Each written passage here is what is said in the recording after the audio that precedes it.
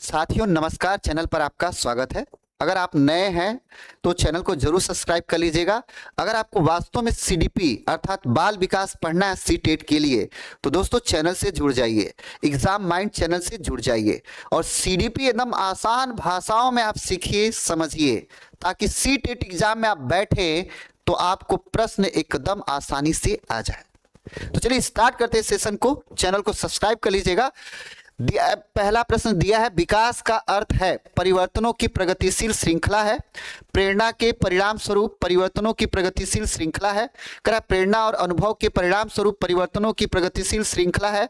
करा परिपक्वता और अनुभव के परिणाम स्वरूप परिवर्तनों की श्रृंखला है। दोस्तों ये ध्यान रखिएगा, जब भी विकास आपकी प्रक्रिया जो स्टार्ट होगा तो करा कि विकास का अर्थ है परिवर्तनों की प्रगतिशील श्रृंखला, परिपक्वता और अनुभव के परिणाम स्वरूप परिवर्तनों की श्रृंखला है।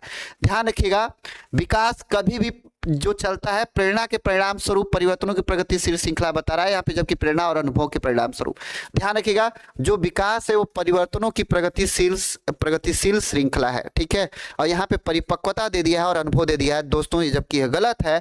विकास हमेशा परिवर्तनों की प्रगतिशील श्रृंखला में चलता है, अर्थात विकास हमेशा हर उम्र और स्टेज में परिवर्तनशील है, अर्थात परिवर्तन होता रहता है। जैसे शैशवावस्था, बाल्यावस्था, किशोरावस्था, वयस्कतावस्था में, युवावस्था में, तो हर अवस्था में दोस्तों विकास परिवर्तन होता है विकास में। चलिए तो नेक्स्ट प्रश्न में हम लोग चलते हैं। दोस्तों प्रैक्टिस सेशन है, कम समय में इसको हम खत्म करेंगे, घबराइएगा नहीं, लेकिन वीडियो को अंत तक देखिएगा, सेशन को अंत तक देखिएगा, बहुत मजा आएगा, बहुत इंटरेस्टिंग प्रश्न होंगे, ठीक है, और महत्वपूर्ण प्रश्न होंगे। दिया निम्नलिखित में से कौन सा विकास को प्रभावित करने वाला कारक पर्यावरणीय कारक नहीं है। देखिए यहाँ पे पर्यावरणीय कारक की बात किया भैया, पर्यावरणीय कारक की बात किया है, नहीं है, पर्यावरणीय कारक नहीं है। कह सामाजिक परिस्थिति, सांस्कृतिक कारक, मनोवैज्ञानिक कारक और भौतिक कारक। तो ये ध्यान रखिएगा कि सामाजिक परिस्थिति भी पर्यावरण में आता है, सांस्कृतिक परिस्थिति भी पर्यावरण में आता है, भौतिक भी ऑलरेडी पर्यावरण में ये होता है, लेकिन मनोवैज्ञानिक कारक पर्यावरण में नहीं आता है। और यहाँ पे नहीं की बात किया है तो राइट आंसर हमारा क्या हो जाएगा, सी इज द राइट आंसर हो जाएगा। दोस्तों देखिए, कभी भी सीटेट में बैठिए तो क्वेश्चनों की प्रकृति को जरूर समझ के बैठिए, और यहाँ से आपको प्रश्नों की जो प्रैक्टिस मिलेगी वह आपको सीटेट में बाल विकास के लिए बहुत आसान कर देगी, ठीक है। दिया है, प्रारंभिक बाल्यावस्था में समाजीकरण का सबसे महत्वपूर्ण कारक क्या है। देखिए प्रारंभिक बाल्यावस्था की बात किया है ना, जब भी प्रारंभिक बाल्यावस्था की बात करेगा दोस्तों तो ध्यान रखिएगा कि अगर बच्चा 1 से लेके और 6 वर्ष तक है, 1 वर्ष से 6 वर्ष और 6 से 9 वर्ष तक है, या 9 से 12 वर्ष तक है, तो ये ध्यान रखिएगा कि यह प्राथमिक रूप से किस पर जिम्मेदार होगा, तो किस पर, तो परिवार पर। और यहाँ पे करा समाजीकरण का सबसे महत्वपूर्ण कारक क्या है प्रारंभिक बाल्यावस्था में, तो प्रारंभिक बाल्यावस्था 1 से लेकर 6 वर्ष होता है, 1 से लेकर 6 वर्ष प्रारंभिक बाल्यावस्था होता है, और यहाँ पे परिवार जिम्मेदार होता है। और आप ध्यान रखिएगा समाजीकरण की प्राथमिक पाठशाला क्या होती है, तो परिवार होती है, B is the right answer हो जाएगा। और ध्यान रखिएगा दोस्तों, विद्यालय सेकेंडरी होता है, द्वितीयक होता है, और सहकर्मी समूह भी द्वितीयक होता है, प्राथमिक परिवार होता है। राइट आंसर हमारा परिवार हो जाएगा। चलिए नेक्स्ट प्रश्न पे चलते हैं हम लोग। दिया यहाँ पे, जीन पियाजे के संज्ञानात्मक विकास की किस अवस्था में बच्चा सांकेतिक खेल में संलग्न होता है और प्रतीकों का कुशलता पूर्वक प्रयोग करता है। पूर्व संक्रियात्मक अवस्था, औपचारिक संक्रियात्मक अवस्था, संवेदी पेशी अवस्था और मूर्त संक्रियात्मक अवस्था। देखिए पूर्व संक्रियात्मक अवस्था का स्टेज क्या है भैया, संवेदी का क्या है, औपचारिक और मूर्त। मूर्त का आपका क्या है, तो पहले हम लोग संवेदी का लिखते हैं 1 से 2 वर्ष, 0 से 2 वर्ष आपका है, जन्म से 2 वर्ष इसको हम लोग कहते हैं, जन्म से 2 वर्ष। और इसके बाद पूर्व संक्रियात्मक का क्या है, तो 2 से 7 वर्ष इसका उम्र हो जाएगा, 2 से 7 वर्ष। औपचारिक का क्या हो जाएगा भैया, तो 11 से 15 वर्ष इसका हो जाएगा, और इसका 7 से 11 वर्ष हो जाएगा, 11 वर्ष। तो ये 4 चरण जिन पियाजे ने बताए हैं। और यहाँ पे करा है, पियाजे के संज्ञानात्मक विकास की किस अवस्था में बच्चा सांकेतिक खेल में संलग्न होता है। सांकेतिक खेल का मतलब होता है बच्चा संकेतों के माध्यम से खेलने लगता है। तो ध्यान रखिएगा भैया कि जो खेल खेलने की प्रक्रिया होती है वो किस में आता है, पूर्व संक्रियात्मक अवस्था में, अर्थात बच्चा यहाँ पे सांकेतिक खेल खेलना स्टार्ट कर देता है पूर्व संक्रियात्मक अवस्था में, ठीक है। नेक्स्ट प्रश्न में हम लोग चलते हैं। कह रहा है कि जीन पियाजे की शोध और दर्शन के अनुसार एक बच्चे के प्रारंभिक वर्षों में अधिगम का आधार क्या होता है? आनंद, कला, अभिव्यंजना, नाटक।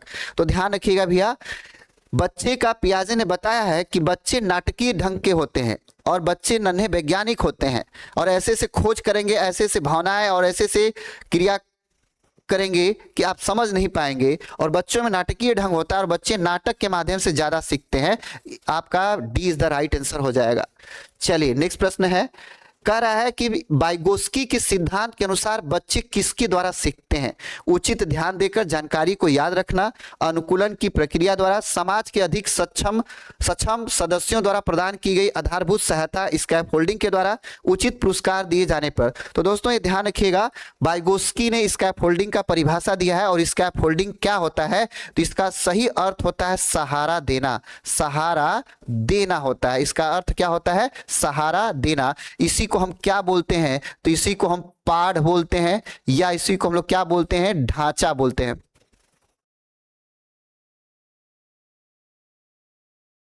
इसी को हम क्या बोलते हैं भैया? ढांचा बोलते हैं। इसी को हम ढांचा बोलते हैं, पाढ़ या ढांचा। इसको हम मचान या मंच भी कहते हैं।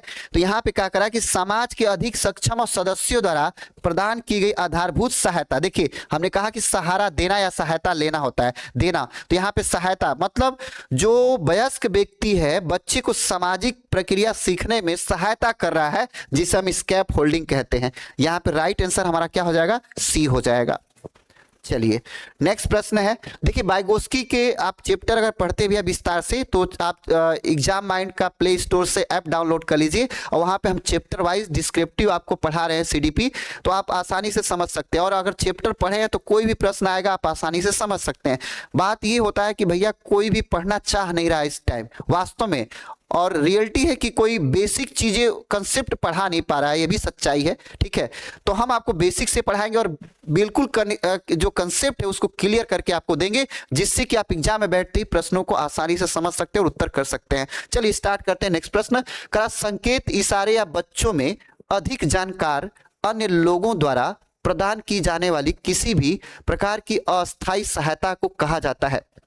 देखिए बच्चा जब सीख रहा होता है और वहां पे जब अस्थायी सहायता लेता है, तो अभी हमने बताया स्कैप होल्डिंग, जो स्कैप होल्डिंग है, स्कैप होल्डिंग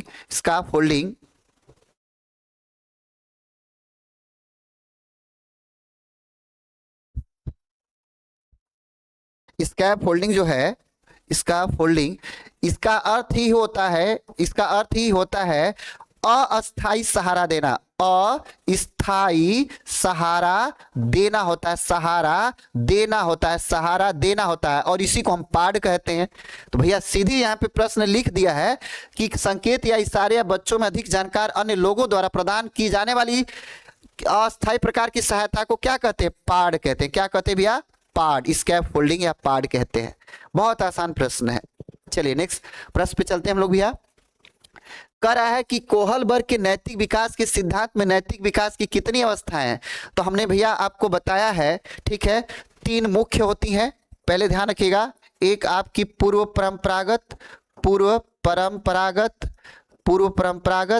एक आपकी परंपरागत और एक आपकी उत्तर परंपरागत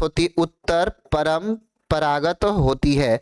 अब इस उत्तर परंपरागत के 2 और आपके परंपरागत के 2 और पूर्व परंपरागत के 2 भाग होते हैं। अर्थात कुल कितने हो जाएंगे? तो 6 चरण हो जाएंगे, और ऑप्शन में आपको 6 दिया हुआ है। राइट आंसर हमारा क्या हो जाएगा? 6 हो जाएगा। हम उम्मीद करते हैं कि प्रश्न आपको समझ गया होगा। अर्थात कोहलबर्ग 3 मुख्य कंसेप्ट दिया, 3 मुख्य चरण, और तीनों के सब चरण दिए, 2-2 चरण तीनों के दिए, तो 3 दूना के 6 हो गया। अर्थात कितना चरण हो जाएगा? तो 6 चरण हो जाएगा। चलिए नेक्स्ट प्रश्न पे चलते हैं भैया। कह रहा है कि रचनावादी दृष्टिकोण का मुख्य उद्देश्य क्या है? अनुशासन बनाए रखना? बिल्कुल नहीं।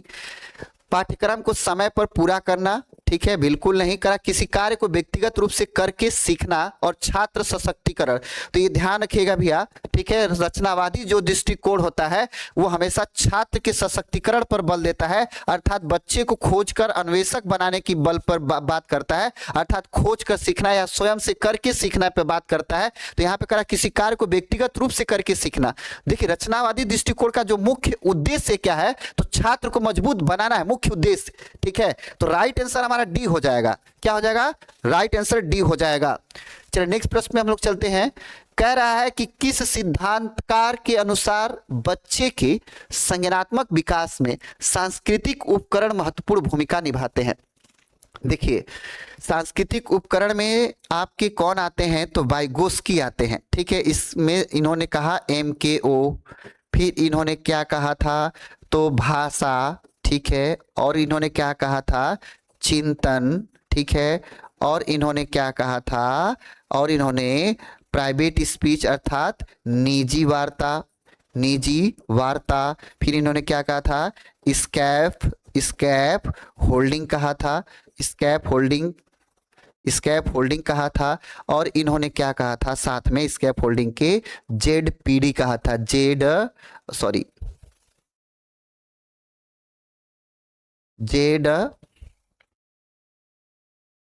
ZPD, ठीक है, ZPD। अब ध्यान रखिएगा, ये क्या है? तो सांस्कृतिक उपकरण है। बच्चे को सामाजिक सांस्कृतिक विकास में यह महत्वपूर्ण भूमिका निभाते हैं। तो ये किसने कहा था भैया? तो वाइगोस्की ने कहा था। किसने कहा था? तो वाइगोस्की ने कहा था। बहुत शानदार प्रश्न है, बहुत आसान प्रश्न है। अगर ये आप याद रखेंगे तो ऐसे प्रश्न आसानी से कर सकते हैं। करा कि एक लिंग की दूसरे लिंग पर प्राथमिकता या पूर्वाग्रह को क्या कहा जाता है? लैंगिक समानता, लैंगिक पूर्वाग्रह, लैंगिक समानता, लैंगिक अभियोग। तो ध्यान रखिएगा भैया, करा कि एक लिंग की दूसरे लिंग पर प्राथमिकता मतलब या तो हम लड़के को प्राथमिकता दें या तो लड़की को प्राथमिकता दें, लड़के या लड़की को प्राथमिकता दें। किसी एक को इसमें हम प्राथमिकता दे रहे तो वो पूर्वाग्रह से ग्रसित है, मतलब मान्यता किसी एक को ही को दे रहा है, तो वो क्या हो जाएगा? तो लैंगिक पूर्वाग्रह हो जाएगा, अर्थात B is the right answer हो जाएगा, B is the right answer हो जाएगा। अर्थात करा कि एक लिंग की दूसरे लिंग पर प्राथमिकता, या तो हम लड़की को प्राथमिकता दे रहे हैं या तो लड़को, जबकि अगर दोनों को हम दें तो लैंगिक समानता हो जाता। क्या हो जाता? लैंगिक समानता। लेकिन किसी एक को दे रहे हैं तो यहाँ पे लैंगिक पूर्वाग्रह हो जाएगा। बहुत शानदार प्रश्न था। चलिए नेक्स्ट प्रश्न पे चलते हुए, करा एक शिक्षक छात्रों की क्षमता को मापना को चाहिए। प्रश्न पूछकर परीक्षा आयोजित करना, उनके माता पिता का साक्षात्कार, छात्रों के विभिन्न कार्यों के अभिलेखों के विश्लेषण करना। तो ध्यान रखिएगा दोस्तों, जब भी आपको ऐसे प्रश्न आए तो एक शिक्षक प्रश्न पूछकर छात्रों की क्षमता को क्या कर सकता है? माप सकता है। तो प्रश्न के द्वारा ही ऐसा हो सकता है और यही आपका राइट आंसर है। चलिए नेक्स्ट प्रश्न है आपका, करा कि बुद्धि लब्धि IQ को निम्नलिखित में से किस रूप में परिभाषित किया गया है? किसी व्यक्ति की कालानुक्रमिक आयु को व्यक्ति की मानसिक आयु से विभाजित करके 100 से गुणा किया जाता है। ठीक। करा कि किसी व्यक्ति की मानसिक आयु को उसकी आयु के मानक मान से विभाजित करके 100 से गुणा किया जाता है। ठीक। करा एक व्यक्ति की मानसिक आयु को उसकी कालानुक्रमिक आयु के अन्य लोगों के लिए औसत मानसिक आयु से विभाजित करके 100 से गुणा किया जाता है। तो यहाँ पे IQ लेवल को परिभाषित करने की बात किया गया है। फिर करा है कि किसी व्यक्ति की मानसिक आयु को व्यक्ति की कालानुक्रमिक आयु से विभाजित करके 100 से गुणा किया जाता है। तो यहाँ पे मानसिक आयु बटे वास्तविक आयु हो जाती है, वास्तविक आयु गुणे 100 हो जाता है, अर्थात राइट हमारा ये डी हो जाएगा। बाकी सब क्या हो जाएगा? आपका गलत हो जाएगा। यही फार्मूला भी है IQ लेवल का। तो राइट आंसर हमारा क्या हो जाएगा? डी हो जाएगा। चलिए नेक्स्ट प्रश्न में हम चलते हुए, करा सहकर्मी मूल्यांकन कब होता है? ठीक है, सहकर्मी मूल्यांकन कब होता है? तो दोस्तों करा कि एक छात्र के कार्य का मूल्यांकन सभी शिक्षकों द्वारा किया जाता है। करा एक शिक्षक के कार्य का मूल्यांकन सभी छात्रों द्वारा किया जाता है। करा एक छात्र के कार्य का मूल्यांकन उसके समूह के एक या एक से अधिक छात्रों के द्वारा। तो देखिए यहाँ पे सहकर्मी मूल्यांकन मतलब साथ के लोगों के द्वारा मूल्यांकन कब होता है? तो यही राइट आंसर हमारा क्या हो जाएगा? सी हो जाएगा। कहीं भटकने की कोई जरूरत नहीं है, यही हमारा राइट आंसर हो जाएगा भैया। राइट आंसर सी हो जाएगा। चलिए नेक्स्ट प्रश्न है, कह रहा है कि छात्रों में आलोचनात्मक चिंतन विकसित करने के लिए शिक्षक प्लास्टिक बैग उपयोग विषय का परिचय देता है। परिचय होगा, विषय होगा, विषय यहाँ पे विषय हो जाएगा। विषय का परिचय देता है, परिचय देता है, माफ कीजिएगा ये गलत हो गया है, परिचय देता है। निम्नलिखित में से किस तरीके से एक बच्चा अपना आलोचनात्मक चिंतन विकसित कर सकता है। फिर से क्वेश्चन को करा, छात्रों में आलोचनात्मक चिंतन विकसित करने के लिए एक शिक्षक प्लास्टिक बैग उपयोग विषय का परिचय देता है। निम्नलिखित में से किस तरीके से एक बच्चा अपना आलोचनात्मक चिंतन विकसित कर सकता है। कार्यशाला, कद विवाद, सेमिनार या पाठ्य पुस्तक पठन द्वारा।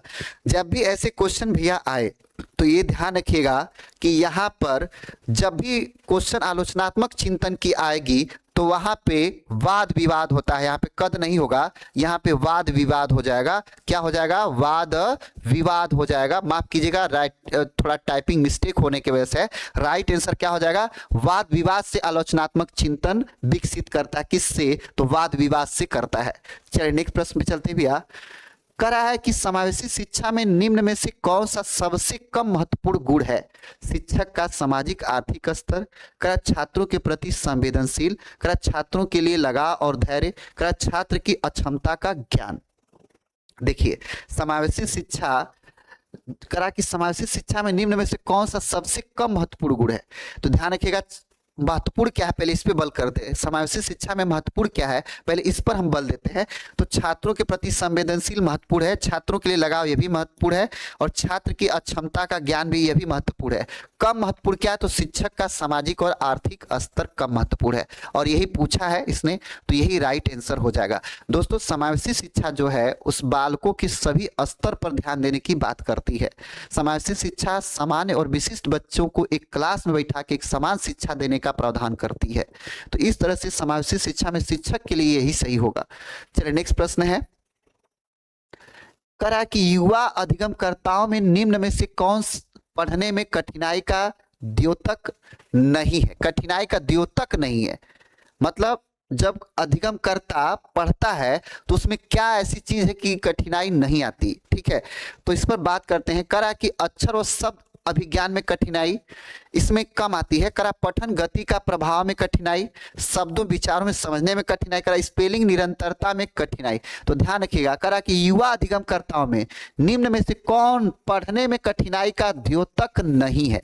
युवा अधिगमकर्ता बोल रहा है, तो ध्यान रखिएगा भैया, अक्षर और शब्दों में कठिनाई आती है, पठन गति के प्रवाह में कठिनाई आती है, शब्दों में विचारों को समझने में कठिनाई आती है, लेकिन स्पेलिंग निरंतरता में कठिनाई द्योतक है, अर्थात करा द्योतक नहीं है। करा कि युवा अधिगमकर्ताओं में निम्न में से कौन पढ़ने में कठिनाई का द्योतक नहीं है। द्योतक नहीं है तो क्या? तो स्पेलिंग निरंतरता में कठिनाई द्योतक नहीं, कठिनाई का द्योतक नहीं है, बाकी सब कठिनाई के द्योतक हैं। ठीक है, चलिए नेक्स्ट प्रश्न पे चलते हैं। कह रहा है कि दृष्टि क्षीणता वाला एक बच्चा किसी मदद से अधिगम को अधिकतम करता है। किसके मदद से अधिगम को करता है? तो यह प्रश्न आपको हम बता चुके हैं, फिलहाल श्रवण प्रणाली के माध्यम से, क्योंकि भैया उसको डिस्प्ले दिखाई नहीं देगा। गति संवेदनशील शारीरिक में होता है, शिक्षण अधिगम सहायक सामग्री इससे भी होता है, लेकिन जब उसकी क्षमता देखने की नहीं है तो वह सुनकर ही पढ़ सकता है। तो राइट आंसर हमारा क्या हो जाएगा? श्रवण प्रणाली हो जाएगा। चलिए बहुत शानदार प्रैक्टिस सेशन है, बहुत शानदार, इसको अंत तक देखिएगा। करा निम्नलिखित में से कौन ऑटिज्म से पीड़ित बच्चों की मदद कर सकता है? पाप कला, चित्रकारी, कांच कला, भित्ति चित्र। तो ये बात ध्यान रखिएगा भैया, जो चित्रकारी होती है यह बच्चों को क्या कर सकती है? ऑटिज्म वाले बच्चों को मदद कर सकती है, क्योंकि ऑटिज्म वाले जो बच्चे होते हैं इनके विचार एक जगह सीमित नहीं रहते, इनमें विकार उत्पन्न होता है और इनके विचारों में असंतुलन होता है, इनकी जो मानसिक क्षमता होती है उसमें असंतुलन होता है। अगर इनको हम चित्र दिखाएं तो इनका ध्यान केंद्रित कर सकते हैं, मतलब इनमें इनके जो ध्यान सेंट्रलाइजेशन केंद्रिता होती है वो भंग हो गई होती है, अर्थात इनकी ध्यान छिड़ता होती है। और जब चित्र दिखाएंगे तो इनका ध्यान क्या होगा? ऑटिज्म की समस्या थोड़ी थोड़ी कम हो जाएगी, अर्थात कम हो जाएगी। इस मदद से इसको हम चित्रकारी मदद से इसको हम क्या कर सकते हैं? ऑटिज्म पीड़ित बच्चों की मदद कर सकते हैं चित्रकारी से। चलिए नेक्स्ट प्रश्न चलते भैया। करा कि प्रतिभावान होने का संकेत नहीं माना जाता। देखिए नहीं शब्द का अर्थ यहाँ पे आपको चुनना है। करा दूसरों से झगड़ना, संरचनात्मक भाव, जिज्ञासा, अभिव्यक्ति में विलक्षणता। ठीक है। तो यहाँ पे जब भी बात अगर करता है भैया कि प्रतिभावान होने का संकेत नहीं है, तो ध्यान रखिएगा जो प्रतिभावान बच्चे होते हैं वो कभी झगड़ा नहीं करते। क्या करते? झगड़ा नहीं करते। उनमें क्या है तो सृजनात्मक भाव पाया जाता है, जिज्ञासा पाई जाती है, अभिव्यक्ति में विलक्षणता पाई जाती है, लेकिन उनमें ये नहीं पाया जाता, झगड़ा नहीं पाया जाता। और यही आपका ए आंसर हो जाएगा, राइट। चलिए नेक्स्ट प्रश्न है, कह रहा है कि अभिकथन ए, एक शिक्षिका को अपनी कक्षा में चर्चा विधि व्यवहारिक विषय वस्तु का उपयोग करना चाहिए। कारण आर, करा एक रचनावादी कक्षा में शिक्षार्थी स्वयं ज्ञान का निर्माण करते हैं। ए सही है परंतु आर गलत, ए और आर दोनों गलत, ए और आर दोनों सही है परंतु आर ए की सही व्याख्या नहीं करता, ए और आर दोनों सही है पर आर ए की सही व्याख्या करता है। इसका राइट आंसर क्या होगा? तो भैया ए और आर दोनों सही है और आर ए की सही व्याख्या करता है, यही सही होगा, डी आंसर। कैसे? करा एक शिक्षिका अपने कक्षा में चर्चा विधि व्यवहारिक विषय वस्तु का उपयोग करना चाहिए। करा एक रचनावादी कक्षा में, बिल्कुल ज्ञान के निर्माण करने के लिए रचनावादी कक्षा में भैया विविध चर्चा विधि और व्यवहारिक विषय वस्तु का उपयोग करना चाहिए, जिससे बच्चे का ज्ञान अस्थायी होगा, बच्चा आसानी से सीखेगा। तो बिल्कुल ये इस लाइन का, यह लाइन क्या कर रहा है? व्याख्या कर रहा है। तो राइट आंसर हमारा डी में है, राइट डी हो जाएगा। चलिए नेक्स्ट प्रश्न पे चलते भैया। कह रहा है कि मस्तिष्क का कौन सा भाग चिंतन के लिए जिम्मेदार है? प्रमस्तिष्क, वलकुट, सेरेब्रल कार्टिक्स, मज्जा, अपवकुल्टीय तंत्र और अनुमस्तिष्क। तो इसका सही जवाब क्या हो जाएगा? तो प्रमस्तिष्क होता है भैया, सेरेब्रल कार्टिक्स होता है जो मस्तिष्क का कौन सा भाग चिंतन के लिए, तो सेरेब्रल कार्टिक्स होता है जो चिंतन के लिए क्या होता है? जिम्मेदार होता है। सेरेब्रल कार्टिक्स चिंतन के लिए जिम्मेदार होता है, मतलब जो भी हम कोई चिंतन करते हैं, खोज निर्माण पे चिंतन करते हैं, वो सेरेब्रल कार्टिक्स के द्वारा होता है। राइट आंसर हमारा ए हो जाएगा। चलिए नेक्स्ट प्रश्न पे चलते भैया। बहुत शानदार सेशन। एक सिद्धांत के रूप में निर्मितवाद क्या है? अनुकरण की भूमिका पद केंद्रित करता है, अधिगमकर्ता की स्वयं के शब्दों का निर्माण करने की भूमिका पर जोर देता है, सूचनाओं को रटने और प्रत्यास्मरण द्वारा प्रशिक्षण पर जोर देता है, शिक्षक की प्रधान भूमिका पर जोर देता है। तो एक बात ध्यान रखिएगा, जब भी ऐसे क्वेश्चन आएगा तो करा कि एक सिद्धांत के रूप में निर्मितवाद क्या है? तो अधिगमकर्ता की स्वयं के शब्दों का निर्माण करने की भूमिका पर जोर देता है। निर्मितवाद का मतलब ही है कि अधिगमकर्ता की स्वयं के शब्दों का निर्माण करने की भूमिका पर जोर देता है, अर्थात जो अधिगमकर्ता होता है वो विभिन्न शब्दों का निर्माण अगर कर लेता है तो वो निर्मितवाद उसको कहा जाता है। तो ये ध्यान रखिएगा, इसको लर्निंग अप्रोच में रखते हैं हम। लर्निंग अप्रोच, पहुंच, अर्थात अधिगमकर्ता स्वयं के शब्दों का निर्माण करने की क्षमता विकसित कर लिया है, इसको हम निर्मितवाद कहते हैं। राइट आंसर हमारा बी हो जाएगा। नेक्स्ट प्रश्न है, कह रहा है कि एक छात्र को किसी नियत कार्य को पूरा करने के लिए उसकी रुचि के 15 विषयों का विकल्प प्रदान किया जाता है, तब इससे उसकी अधिगम व्यस्तता बढ़ती है, व्यवहार, भावनात्मक, बौद्धिक और सामाजिक। तो ध्यान रखिएगा दोस्तों, ठीक है, कि एक छात्र को किसी नियत कार्य को पूरा करने के लिए उसकी रुचि के 15 विषयों का विकल्प प्रदान किया जाता है, तब इससे उसकी क्या अधिगम की व्यस्तता बढ़ती है? तो बौद्धिक व्यस्तता बढ़ जाती है। ठीक है, बौद्धिक व्यस्तता उसकी क्या होती है? बढ़ जाती है, क्योंकि वह 15 विकल्पों में से अपने बौद्धिक अर्थात बुद्धि का इस्तेमाल करेगा, बौद्धिक क्षमता का इस्तेमाल करेगा। करा कि इस प्रकार की तर्कड़ा में व्यक्ति पहले से ज्ञात नियमों एवं तथ्यों के आधार पर एक निश्चित निष्कर्ष तक पहुंचने की कोशिश करता है। सादृश्यवाची, आलोचनात्मक, निगमनात्मक, आगमनात्मक। बहुत शानदार प्रश्न है और ध्यान रखिएगा, तर्कड़ा में व्यक्ति पहले से ज्ञात नियमों एवं तथ्यों के आधार पर एक निश्चित निष्कर्ष पे पहुंचता है। तो दोस्तों ध्यान रखिएगा, आगमनात्मक में ये होता है, जबकि निगमनात्मक में नई चीजों को भी जोड़ा जाता है, जबकि आगमनात्मक में एक निश्चित पहले से निर्धारित नियमों पर कार्य किया जाता है। तो ये आगमनात्मक होगा। क्या होगा? आगमनात्मक हो जाएगा। नेक्स्ट प्रश्न है, कह रहा कि वैकल्पिक रूपरेखा का क्या अर्थ है? विभिन्न भौतिक घटनाओं की पाठ्य पुस्तक की व्याख्या, वर्तमान में वैज्ञानिकों और सामाजिक वैज्ञानिकों द्वारा आयोजित विचार, करा विचार जो अवधारणाओं की औपचारिक रूप से स्वीकृति व्याख्याओं से भिन्न होते हैं, करा सभी विचार जो दृढ़ता से बच्चों द्वारा आयोजित किए जाते हैं।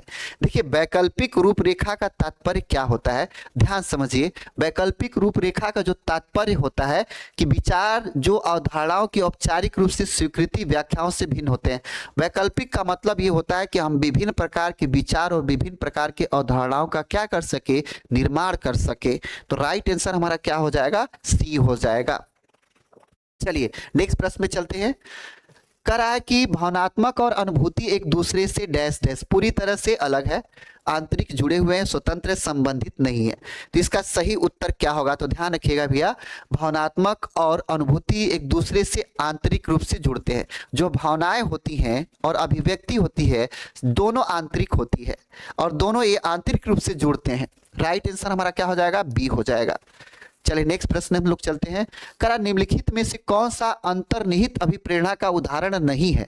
अंतर्निहित अभिप्रेरणा का उदाहरण नहीं है तो ध्यान रखिएगा, किसी को पारितोषिक देना अंतर्निहित में नहीं आता। स्वीकृति, जिज्ञासा और स्वतंत्रता यह खुद की होती अंतर्निहित होती है, जबकि पारितोषिक अर्थात पुरस्कार या कोई लालच देना, पारिश्रमिक देना, धन देना, यह आंतरिक में नहीं आता है। ठीक है, तो उदाहरण नहीं है, तो ये पारितोषिक, बाकी सभी उदाहरण है। चलिए नेक्स्ट प्रश्न है। करा कि अधिगम की निम्नलिखित में से कौन सी विधि छात्रों की त्रुटियों को कम करने में मदद कर सकती है। अन्वेषणात्मक अधिगम, रटंत अधिगम, संकल्पनात्मक अधिगम, क्रियाकलाप आधारित अधिगम। तो ये ध्यान रखिएगा, ये जो अधिगम होता है भैया क्या होता है, तो अन्वेषणात्मक होना चाहिए और संकल्पनात्मक होना चाहिए और क्रियाकलाप होना चाहिए। एक बात ध्यान रखिएगा कि नई शिक्षा नीति के अनुसार भैया रटंत को हटा दिया गया है, अर्थात रटने पर बल नहीं देना है, अन्वेषणात्मक खोज और आपका समझ आधारित पढ़ाना है भैया। रटंत को एकदम बाहर कर देना है। तो ये ध्यान रखिएगा, सी टेट में कहीं रटंत पे फोकस नहीं करना है, एकदम गांठ बांध लीजिए। अर्थात राइट आंसर क्या हो जाएगा, तो 1, 3 और 4 D is the right answer हो जाएगा। डी आपका राइट आंसर हो जाएगा। चलिए नेक्स्ट प्रश्न और लास्ट प्रश्न है भैया, ठीक है। करा कि स्कूलों में भाषा शिक्षा पर राष्ट्रीय शिक्षा नीति नेप 2020 के बारे में निम्नलिखित में से क्या सही है। स्कूली शिक्षा में कई भाषाओं का अनिवार्य अध्ययन, प्रारंभिक वर्षों से अंग्रेजी माध्यम, करा नीति संसाधन और रणनीति दोनों के रूप में बहुभाषावाद, करा प्रारंभिक वर्षों के दौरान शास्त्रीय भाषाओं के अध्ययन को बढ़ावा देना। तो इसका सही जवाब क्या होगा, ध्यान रखिएगा, नीति संसाधन और रणनीति दोनों के रूप में बहुभाषावाद होगा। मतलब हम नीति के रूप में भी, संसाधन के रूप में भी और रणनीति के रूप में बहुभाषा का मतलब कि भैया नई शिक्षा के नीति के अनुसार हम पढ़ने, पढ़ाने, सिखाने में, पठन पाठन में हम बहुभाषा का प्रयोग करेंगे। एक भाषा के अलावा अन्य 2 भाषा भी प्रयोग करेंगे। ये आपका बहुभाषा पर है, अर्थात सी आंसर हो जाएगा आपका। तो ये था आपका सेशन भैया। इस सेशन अगर आपको अच्छा लगा होगा तो लाइक शेयर सब्सक्राइब जरूर करिएगा और चैनल से जुड़ जाइए एग्जाम माइंड चैनल से, जो आपकी सफलता में महत्वपूर्ण भूमिका निभाएगा। तो नेक्स्ट सेशन लेके आएंगे, तब तक के लिए थैंक यू सो मच।